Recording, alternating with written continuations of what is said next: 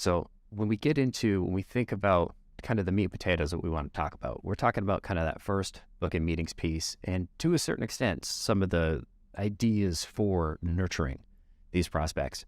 We're going to talk kind of through the lens of the prospecting, that kind of first 20% lens, but I think a lot of what we're going to get into applies for nurturing your prospects as well. In fact, I think when you do the pipeline management process correctly and you are marking things, it's saving your notes, it actually makes it way easier to add AI to the nurture steps because you've learned a whole lot more.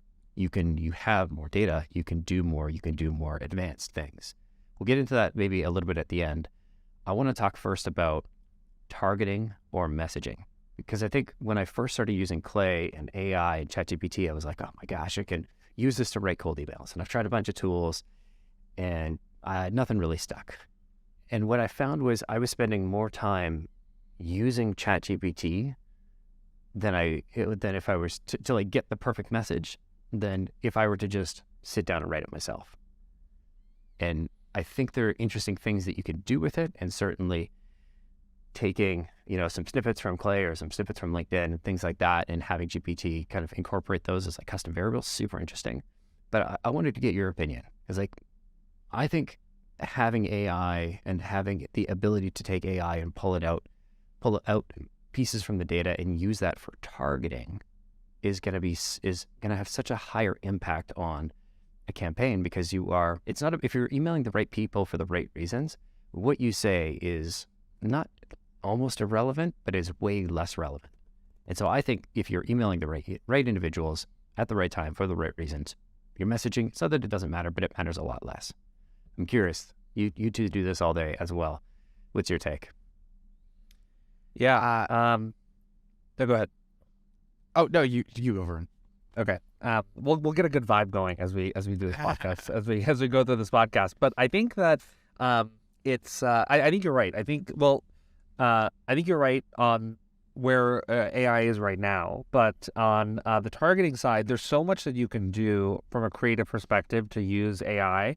Like I can just think about some things that our customers were doing before, GPT-3, GPT-4 were out. Like one example might be like figuring out the price of a company's product. It was such a clunky process to automate that, and really you kind of needed a VA to do a lot of that work, because you had to do you had to look at the site map of a company's website, then you had to use a Google search to look at that specific page, that's the pricing page, and then you had to do a keyword search on that page to see what it said, and hopefully you could find it in the snippet and extract it. It's like a whole thing and not a perfect science. And now you can do all of that work and have AI look at that page and tell you what's on it, and cut that cycle pretty considerably. So if they have this type of pricing, that might make them a better candidate for you. Like if they are a product-led growth company, that might make them a better prospect for you, right?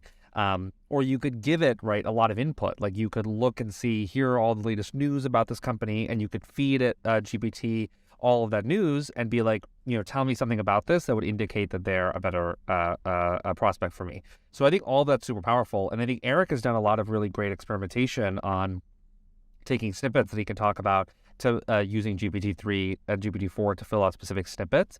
But I think he's also found that it's not super effective at writing the whole email. So I think, and Eric, you should talk about this, right? Like how you've used it so far in automating our own outbound.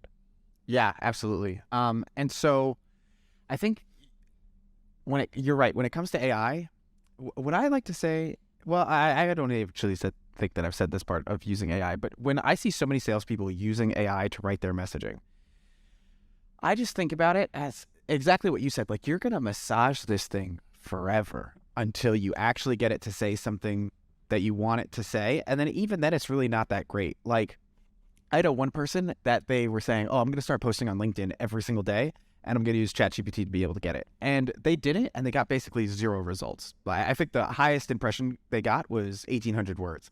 Not 1,800 words, 1,800 views. And the big reason why is because on LinkedIn, in order for you to be successful, you need to speak to something so niche and so valuable in order to get attention that there's no way that ChatGPT is going to have the context to say things, because you're going to have to talk from your own real-world experiences, your knowledge, your insights, and AI just doesn't have all of those things. And so And then feel authentic either. Yeah, and it won't feel authentic. And so then when you're cold emailing people, like ChatGPT doesn't know the insights like you do about your customer.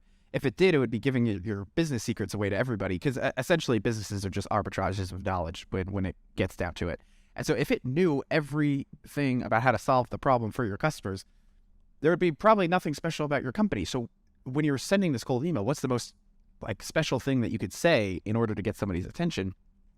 But then I think you're absolutely right that aside of like, I think people, it should not lean on ChatGPT to write their entire email, because it just brings up a whole host of problems. One, it's not authentic. Two, the content is very generic. And three, it'll start hallucinating, and you have no control over what, at scale, you have no control of what comes out on the other side. Totally.